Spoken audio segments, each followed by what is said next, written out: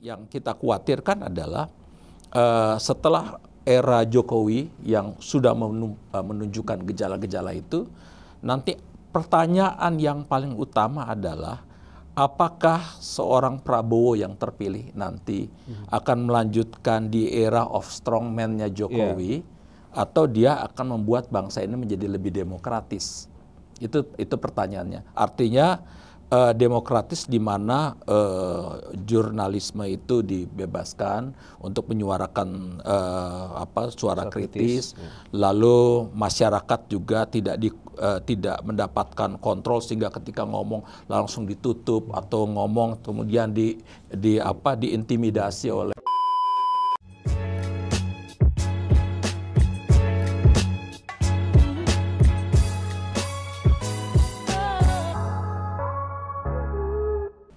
Pemirsa semua, kita ketemu lagi dengan Pendeta Dr. Albertus Pati di sini. Sudah lama kita ingin banyak berbincang tentang topik-topik seputar kekristenan dan konteks kebangsaan di Indonesia dan juga masyarakat kita. Selamat, Pak Pati ya? Selamat pagi, siang, sore, dan malam nih Pak. Selamat kemerdekaan. Selamat kemerdekaan, masih dalam suasana hari kemerdekaan saat ini teman-teman semua. Kali ini kita akan ngobrol secara khusus bersama dengan Pendeta Pati terkait ini Pak. Sebentar lagi kita akan berganti presiden ya, nanti juga di beberapa waktu ke depan kepala daerah berganti gitu ya, terus kepemimpinan nasional dan daerah berganti, beberapa kepemimpinan gereja juga mungkin bahkan berganti gitu. Kalau Pak Pati melihat sekarang di balik semua agenda kepemimpinan nasional ini, apakah kita punya optimisme Pak, kita akan bangsa yang lebih baik atau seperti apa? Kalau pendeta harus optimis tapi Pak ya, atau gimana kalau menurut Pak Pati? Enggak, kalau pendeta realistis. Oh realistis ya Pak. Jadi kalau tapi berpengharapan, betul. Kan gitu. Jadi artinya kita tidak, kalau optimis biasanya bahasa sekuler, kalau dalam bahasa teologisnya berpengharapan gitu. Jadi memang pertanyaan yang bagus sekali di dalam konteks kebangsaan Indonesia. Tapi saya ingin ngomongnya lebih luas dulu ya. Kita ini sekarang ada di dalam satu era di mana kepemimpinan bangsa atau negara di dunia ini dipegang oleh banyak yang dibilang the strong man. Yeah. Jadi bukan diktator, tapi the strong man. Mirip diktator sebetulnya. Tetapi kalau diktator itu ada di dalam satu sistem yang namanya autokrasi gitu ya. Tirani gitu ya. Tirani, sedangkan yang namanya the strong man itu ada di dalam sistem demokrasi. Gitu. Jadi sistemnya sama demokrasi, tapi muncul strong man ya. Ini eranya sekarang begitu. Kalau dulu tahun 45 itu cuma ada sekitar 12 negara yang demokratis di dunia ini. Tetapi kemudian ketika tahun 2002 itu negara yang demokratis di dunia ini berkembang menjadi sekitar 92 negara. Jadi memang negara itu semua jadi demokratis. Dan kita menikmati sekali demokrasi itu sampai tahun 2000-an lah. 2000-an, ya. Tetapi setelah itu muncul tokoh-tokoh strongman tadi ya. Strongman tadi ya, mulai dari munculnya misalnya Putin di Rusia, lalu kemudian Bolsonaro di Brazil, lalu kemudian di Turki. Ya. Oh iya, Erdogan, Manila juga sempat muncul, Duterte, lalu kemudian muncul di Hongaria, saya lupa namanya ya. Di India juga muncul Modi dan sebagainya. Dan itu semakin banyak sebetulnya ya, termasuk bahkan Amerika Serikat sendiri muncul yang namanya Trump. Jadi orang-orang strongman ini adalah dia dipilih secara demokratis, tetapi kemudian dia dengan strongnya itu dia bisa menginjak-injak hukum dan konstitusi, dan yang kedua dia bisa mengabaikan hak asasi manusia. Dia menguasai militer, dia menindas yang namanya para jurnalis. Misalnya di Arab Saudi, jurnalis seperti Adnan Khashoggi dibunuh, lalu kemudian jurnalisme di mana-mana ditutup, dan itu terjadi hampir di semua negara. Persoalannya adalah sekarang di Indonesia gejala itu mulai muncul, ya, gejala itu mulai muncul. Misalnya dengan sekarang ini hampir segala sesuatu itu jurnalisme itu mulai dikontrol dengan adanya teknologi ini, digital teknologi mulai mengontrol masyarakat, termasuk mengontrol kekuatan-kekuatan jurnalistik yang sebagainya, kekuatan jurnalisme yang sebetulnya menjadi salah satu pondasi kekuatan dari demokrasi. Jadi ketika rakyat sudah dikontrol dengan kekuatan teknologi, dengan hukum, lalu kemudian juga jurnalisme, misalnya sekarang muncul undang-undang RUU masih ya, RUU yang mengatakan media massa tidak boleh lakukan investigatif, akan dihapuskan yang media investigatif. Itu juga efeknya adalah nanti ketika kita mau dapat informasi, informasinya cuma satu pihak dari pemerintah, tidak ada dari wartawan dan sebagainya dari media media massa itu ya. Nggak ada lagi suara kritis dan sebagainya. Jadi yang ingin saya katakan adalah gejala-gejala di mana the strongman itu muncul di berbagai negara itu sekarang juga mulai muncul di Indonesia. Nah, yang kita khawatirkan adalah setelah era Jokowi yang sudah menunjukkan gejala-gejala itu, nanti pertanyaan yang paling utama adalah apakah seorang Prabowo yang terpilih nanti akan melanjutkan di era of strongman-nya Jokowi, atau dia akan membuat bangsa ini menjadi lebih demokratis? Itu pertanyaannya. Artinya demokratis di mana jurnalisme itu dibebaskan untuk menyuarakan suara kritis, lalu masyarakat juga tidak mendapatkan kontrol sehingga ketika ngomong langsung ditutup atau ngomong kemudian diintimidasi oleh aparat dan sebagainya. Yang seperti itu memunculkan big question mark sekarang.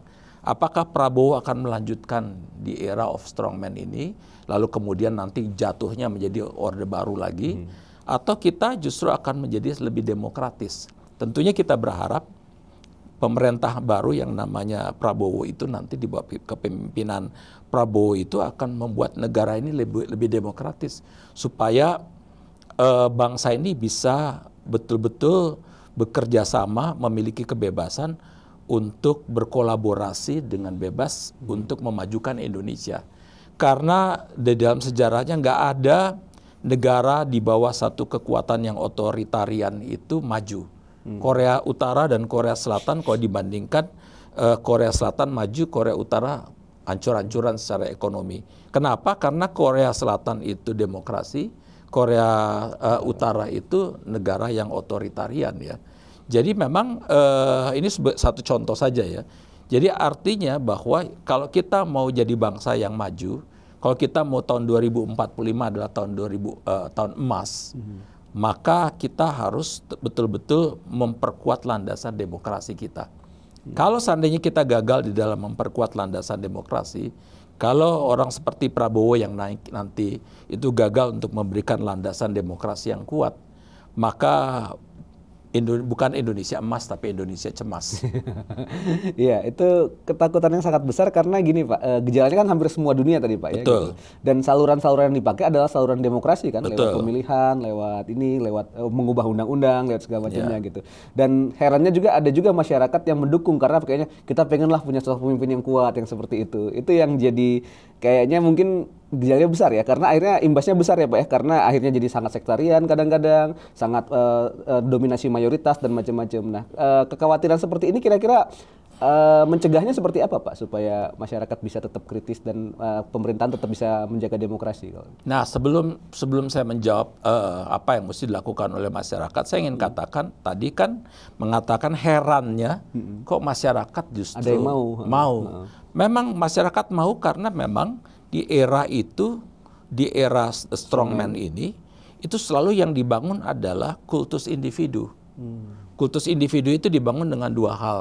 Yang pertama, saya ini pembela nasionalisme, saya ini pembela bangsa, saya akan menciptakan bangsa yang kuat, secara ekonomi, bangsa yang maju, yang berkembang, sementara dia secara di luar dia akan bilang itu setan-setan lawan kita di luar itu dia akan menghantam Indonesia. WTO dia akan menghambat Indonesia. Ini akan ini dan kita akan lawan apapun juga. Suara-suara yang kritis dianggap sebagai ini. Nah, jadi akibatnya karena ada lawan di luar, wah ini benar-benar kita belum pernah punya pemimpin yang kuat yang berani melawan kekuatan bangsa-bangsa luar ini yang berani tegas, kan gitu ya. Kita sangat memujanya. Oh di dalam wah puja, bagi-bagi segala macam dipuja. Jadi masyarakat memang terbuai gitu ya.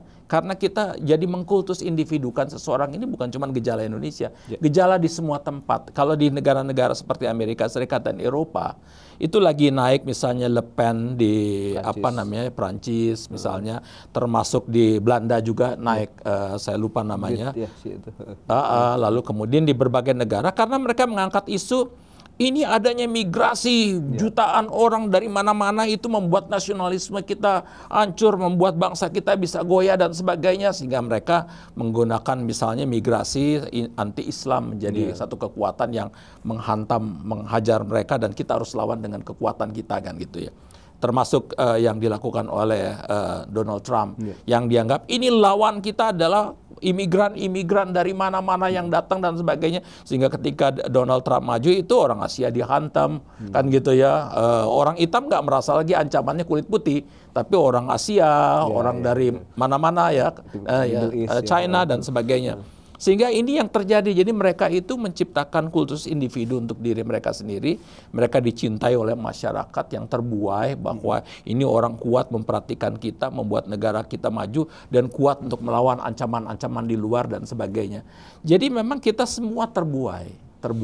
Jadi kalau bilang tadi herannya, nggak heran. Itu terjadi di berbagai negara di dunia. Sehingga orang seperti Bolsonaro, orang seperti Erdogan, orang seperti Putin, orang seperti Modi dan sebagainya itu naik, tetapi bersamaan dengan naiknya kelompok-kelompok fundamentalisme atau fundamentalisme agama atau nasionalisme bangsa, kan gitu. Sehingga memang efeknya adalah bangsa kita itu terbagi dua antara mereka yang kritis dan mereka yang terbuai sebetulnya. Jadi nggak usah heran kan gitu ya, bahkan yang kritis saja sempat termakan juga. Pertama termakan oleh kultus individu, kedua termakan karena lu supaya diam gua kasih duit, gua kasih jabatan. Siapa yang mau ngomong lagi kalau udah begitu kan gitu ya. Jadi ya efeknya begitu. Itu bukan cuma untuk di sini maupun di Indonesia tapi juga di seluruh dunia. Nah, sekarang di dalam konteks yang seperti itu, pertanyaan tadi adalah apa yang mesti dilakukan supaya kritis ya? Kita harus jaga nilai-nilai demokrasi sebetulnya. Nilai demokrasi di mana kebebasan itu kita miliki kembali. Sekarang ini kan kita nyaris udah mulai kehilangan kebebasan. Begitu orang ngumpul dan sebagainya ngomong sedikit, orang mulai diintimidasi, mulai ada larangan undang-undang yang melarang terhadap dibuat jurnalisme investigatif mulai disusun, lalu kemudian udah mulai juga ada berbagai hal di mana undang-undang IT itu digunakan justru untuk supaya membungkam orang bahwa ini menjelek-jelekkan nama baik dan sebagainya ini. Itu mulai digunakan untuk menakut-nakuti, mengintimidasi masyarakat. Sekali lagi ini bukan gejala Indonesia, ini gejala di semua bangsa-bangsa itu. Jadi memang oleh karena itu kita mesti bangun kembali demokrasi kita. Karena kenapa kita mesti bangun demokrasi? Demokrasi itu memang membuat satu tidak adanya pemimpin yang tanpa kontrol. Karena kalau pemimpin menjadi berkuasa tanpa kontrol, dia akan menghancurkan. Sekarang ini pemimpin kita itu mulai arahnya tanpa kontrol. Semua orang iya saja. Karena semua disandera. Baik disandera karena dikasih posisi, disandera karena lo terlibat oleh korupsi, kasus, lo kalau mau ikutin gue, lo aman, kalau nggak ikutin gue, lo masuk, kan gitu ya. Jadi memang itu sengaja dibuat kayak begitu. Jadi sekarang kita berhadapan dengan DPR maupun DPRD yang memang sudah nggak punya gigi lagi karena mereka juga haus kekuasaan, mereka melihat peluang juga untuk mendapatkan kesempatan, tapi juga mereka tersandera oleh kasus yang mereka buat. Karena itu daripada nanti gue juga dijebloskan penjara oleh karena gue korup, Jadi lebih baik ya gue ikut-ikut aja lah, asal Bapak senang. Ini mentalitas asal Bapak senang itu kembali. Begitu kira-kira. Itu gejala yang sebenarnya agak mengkhawatirkan kan ya Pak, karena masa depan kita di sana kan. Sangat mengkhawatirkan, sangat mengkhawatirkan. Ya, ya. Ada banyak pihak yang sebenarnya bisa, dari dulu kan kita tahu ya ada beberapa saluran-saluran yang bisa tetap menyuarakan suara kritis itu Pak ya. Tadi kayak kasusnya pers, teman-teman mahasiswa, terus aktivisme ya, dan juga tentu suara lembaga keagamaan gitu. Walaupun tentunya tadi ada beberapa kasus kita juga disandra juga ya dengan beberapa kasus tadi gitu. Betul. Nah, paling secara khusus Pak, kalau lembaga keagamaan seperti gereja, apa yang bisa dikerjakan lebih spesifik ya untuk jemaatnya maupun juga tetap menyuarakan suara kritisnya Pak kalau dulu? Saya sih mohon maaf saja ya, karena hampir kita semua mengalami yang namanya krisis leadership, bukan saja di lembaga sekuler tapi juga bahkan lembaga keagamaan. Jadi banyak para pemimpin agama juga banyak ya problem yang ada itu adalah ketika banyak pemimpin agama atau mereka yang menamakan diri sebagai pemimpin agama, ya terjebak di dalam arus, terhanyut dalam arus itu. Jadi arus di mana kekuasaan itu menjadi tujuan utama, keuntungan, kepentingan pribadi jadi tujuan utama, kadang-kadang kecupetan berpikir dengan segala macam itu, sehingga di dalam konteks yang seperti ini saya nggak lagi terlalu berharap pada pemimpin agama atau institusi agama, karena saya melihat di dalam Alkitab juga yang namanya nabi-nabi bisa muncul dari mana-mana saja, bahkan nabi-nabi itu sendiri ikut mengkritisi institusi agama kan gitu ya. Yesus tidak muncul dari kelompok pemimpin agama, para imam dan sebagainya. Yohanes tidak muncul dari kelompok-kelompok itu. Amos tidak muncul dari kelompok-kelompok agama yang kemudian mengkritisi, karena kelompok agama sendiri di dalam Alkitab berkolaborasi dengan kekuatan government ya, kekuatan politik ya. Mereka berkolaborasi dan saling menguntungkan, saling menjustifikasi, sehingga munculnya justru dari orang-orang yang non agama, kira-kira gitu ya, bukan dari tradisi keagamaan atau dari institusi agama. Sehingga kalau melihat tradisi Alkitab dan lihat kondisi yang sekarang, maka saya jujur, meskipun saya seorang pendeta, saya jujur tidak berharap terlalu banyak pada institusi agama. Adanya suara kenabian dari institusi agama manapun.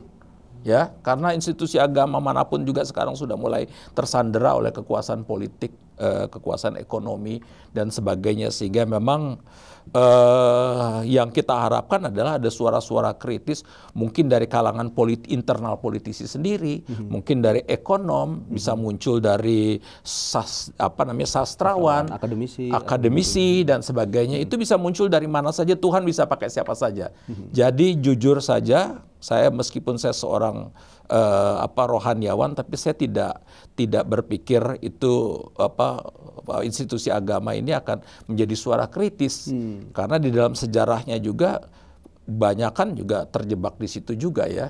Kecuali misalnya pada tahun 45 ketika Hitler itu membunuh banyak orang di sana, dan waktu itu institusi agama ada yang memihak Hitler dalam membunuh orang Yahudi. Muncullah seorang Karl Barth yang kemudian mengajak para pemimpin agama yang masih punya nalar, yang masih punya hati nurani, sekarang saatnya kita harus mengatakan tidak pada Hitler, dan akhirnya mereka memunculkan deklarasi Barmen ya. Gereja yang mengaku ya. Gereja yang mengaku, dan itu ada kasus-kasus begitu kan gitu. Ada kasus-kasus di mana muncul seorang di Afrika Selatan, muncul seorang Nelson Mandela ya, itu dari orang yang biasa-biasa saja. Di Amerika Serikat muncul seorang Martin Luther King Jr. Itu juga orang-orang yang biasa, yang akademisi biasa ya, dari pendeta, tetapi bahkan itu juga ditentang oleh institusi agama dia kan gitu ya. Jadi memang dia bisa muncul dari kalangan rohaniawan, ya, bisa muncul dari kalangan non rohaniawan, dari sastrawan, siapa saja. Jadi menurut saya suara kenabian bukan monopoli institusi agama atau monopoli rohaniawan sekarang. Oke, jadi pengharapan kita di sana Pak ya, bisa muncul Betul, banyak dari mana saja Tuhan kawan. bisa pakai siapa saja. Setidaknya kita masih bisa berharap pada hal itu dengan mencoba munculkannya terus-menerus ya. Betul, dengan masyarakat betul. kreatif gitu. Betul. Itu yang jadi concern kita terutama Pak saat nanti kita akan mengalami pergantian kepemimpinan secara resmi nanti dan juga di daerah di beberapa tempat. Kita berharap sebenarnya demokrasi tetap bisa berjalan walaupun kecenderungan strongman itu besar sekali ya di sana gitu. Tapi kita berharap ada kelompok-kelompok yang kritis yang tetap akan menyuarakan suara-suara kenabian itu dengan beberapa resikonya walaupun kita berharap itu menjadi sesuatu yang terus membuat demokrasi bisa jadi harapan di bangsa kita. Yeah. Gitu. Itu yang kita diskusikan teman-teman, ini bukan pesimis ya, ini mencoba realistis Bapak. Kita mencoba realistis dan tetap pengharapan pada hal tersebut bahwa kita bisa tetap memajukan demokrasi dan tetap menjaga kerukunan bangsa, tetap menjaga perdamaian, tetap menjaga kekuatan untuk kritis kepada ini. Dan kita tadi satu keyakinannya Pak ya, tidak ada negara yang maju beneran maju kalau otoritarianisme bekerja ya. Gitu. Betul. Itu yang jadi concern kita bersama-sama. Terima kasih Pak Pati sudah berbagi. Sama. Kita berharap kita semua punya pengharapan yang baik dan terus mengerjakan hal-hal yang kritis demi kemajuan demokrasi di bangsa kita. Sampai jumpa kembali di bahasan berikutnya teman-teman. Kita akan terus berbicara dengan banyak obrolan-obrolan menarik dengan tokoh-tokoh Kristiani di channel ini dan semoga ini semua menjadi berkat buat begitu banyak teman-teman di sana. Sampai jumpa semua. Dadah.